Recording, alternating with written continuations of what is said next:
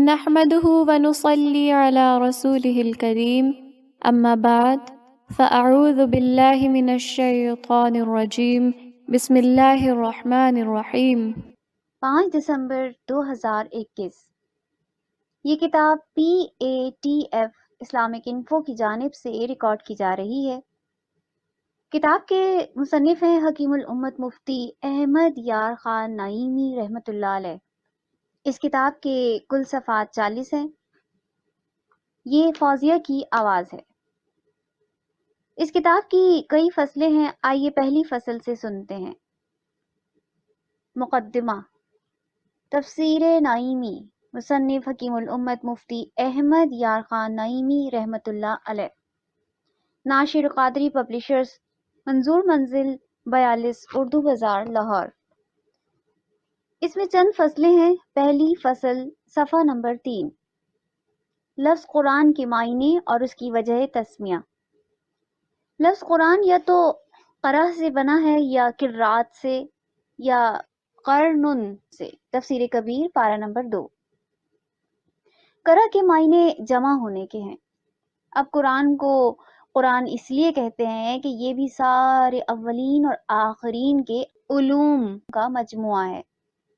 تفسیر کبیر روح البیان پارہ نمبر 2۔ دین دنیا کا کوئی ایسا علم نہیں جو قرآن میں نہ ہو، اسی لیے حق تعالی نے خود فرمایا نزلنا عليك الكتاب تبيانا لكل شيء۔ سورت نحل آیت نمبر 89۔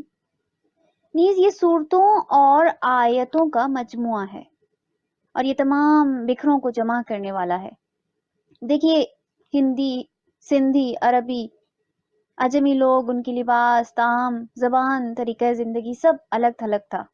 کوئی صورت نہ تھی کہ یہ اللہ کے بکھرے ہوئے بندے جمع ہوتے، لیکن قرآن نے ان سب کو جمع فرمایا اور ان کا نام رکھا مسلمان۔ خود فرمایا سماكم المسلمين۔ سورہ الحج آیت نمبر 78۔ جیسے کہ شہد مختلف باغوں کے رنگ برنگے پھولوں کا رس ہے، مگر اب ان سب رسوں کے مجموعے کا نام شہد ہے۔ اسی طرح مسلمان مختلف ملکوں، مختلف زبانوں کے لوگ ہیں، مگر اب ان کا نام ہے مسلمان۔ تو گویا یہ کتاب اللہ کے بندوں کو جمع فرمانے والی ہے۔ اسی طرح زندوں اور مردوں میں بظاہر کوئی علاقہ باقی نہ رہا تھا، لیکن اس قرآن عظیم نے ان کو بھی خوب جمع فرمایا کہ مردے مسلمان زندوں سے فیض لینے لگے کہ اسی قرآن سے ان پر ایصال ثواب وغیرہ کیا جاتا ہے، اور زندہ وفات شدہ لوگوں سے کہ وہ حضرات اسی قرآن کی برکت سے ولی، کتب، غوث بنے اور ان کا فیض بعد وفات جاری ہوا۔ انشاءاللہ تعالی اس کی بحث إياك نعبد وإياك نستعين۔ سورہ فاتحہ آیت نمبر 5 میں آئے گی۔ اور اگر یہ قرات سے بنا ہے تو اس کے معنی ہے پڑھی ہوئی چیز۔ تو اب اس کو قرآن اس لیے کہتے ہیں کہ اور انبیاء کرام کو کتابیں یا صحیفے حق تعالی کی طرف سے لکھے ہوئے عطا فرمائے گئے، لیکن قرآن کریم پڑھا ہوا اترا۔ اس طرح جبریل امین حاضر ہوتے اور پڑھ کر سنا جاتے، اور یقیناً پڑھا ہوا نازل ہونا لکھے ہوئے نازل ہونے سے افضل ہے، جس کی بحث دوسری فصل میں آتی ہے۔ نیز جس قدر قرآن کریم پڑھا گیا اور پڑھا جاتا ہے، اس قدر کوئی دینی اور دنیاوی کتاب دنیا میں نہ پڑھی گئی، کیونکہ جو آدمی کوئی کتاب بناتا ہے وہ تھوڑے سے لوگوں کے پاس پہنچتی ہے، اور وہ بھی ایک آدھ دفعہ پڑھتے ہیں اور پھر کچھ زمانے کے بعد ختم ہو جاتی ہے۔ اسی طرح پہلی آسمانی کتابیں بھی خاص جماعتوں کے پاس آئیں اور کچھ دنوں رہ کر پہلے تو بگڑیں پھر ختم ہو گئیں، جس کا ذکر تیسری فصل میں انشاءاللہ آئے گا۔ لیکن قرآن کریم کی شان یہ ہے کہ سارے عالم کی طرف آیا اور ساری خدائی میں پہنچا۔ سب نے پڑھا، بار بار پڑھا اور دل نہ بھرا، اکیلے پڑھا، جماعتوں کے ساتھ پڑھا۔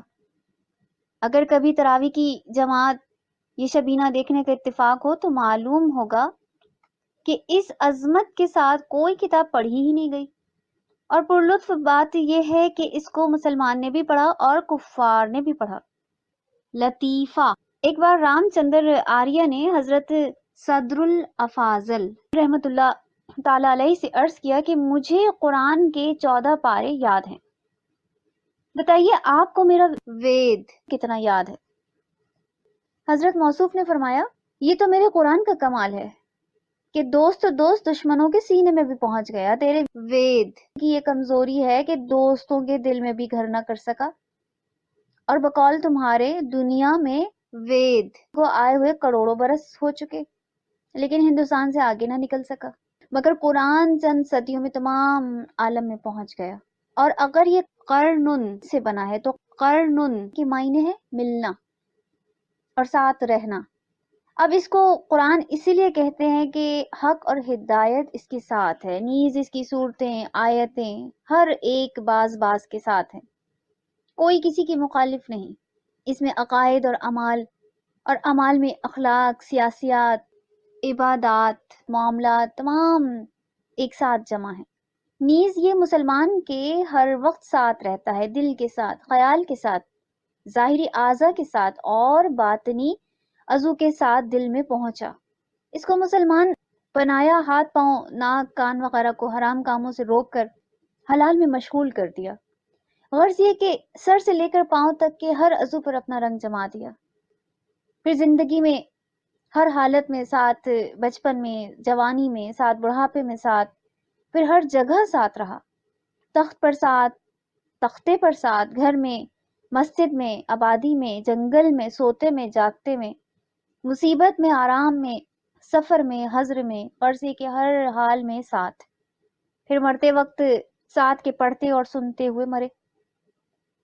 قبر میں ساتھ کے بعد صحابہ کرام کو ان کی وفات کے بعد قبر میں قرآن پاک پڑھتے ہوئے سنا گیا، اور حشر میں ساتھ کہ گنہگار کو خدا سے بخشوائے۔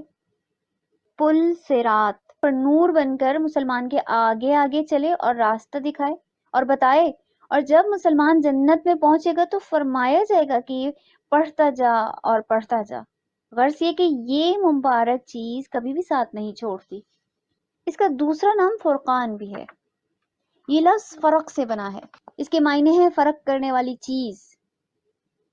قرآن کو فرقان اس لیے کہتے ہیں کہ حق و باطل، جھوٹ اور سچ، مومن اور کافر میں فرق فرمانے والا ہے۔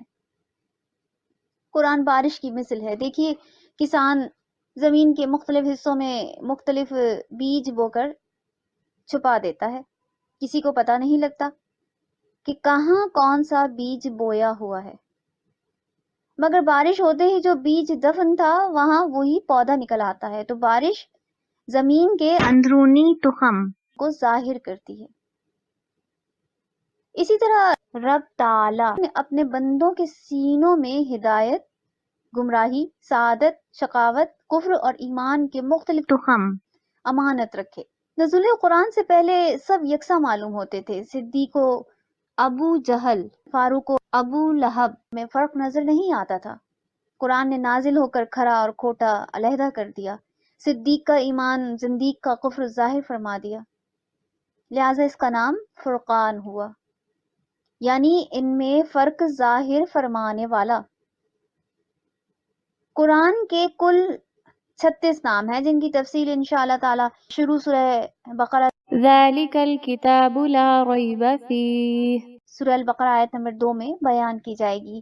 پہلی فصل یہاں مکمل ہوتی ہے، جلد ہی نئی دوسری فصل کے ساتھ ملاقات ہوگی۔ اللہ حافظ۔ آپ دیکھ رہے ہیں PATF Islamic info YouTube channel. مزید اسلامک ویڈیوز کے لیے ہمارا چینل سبسکرائب کریں۔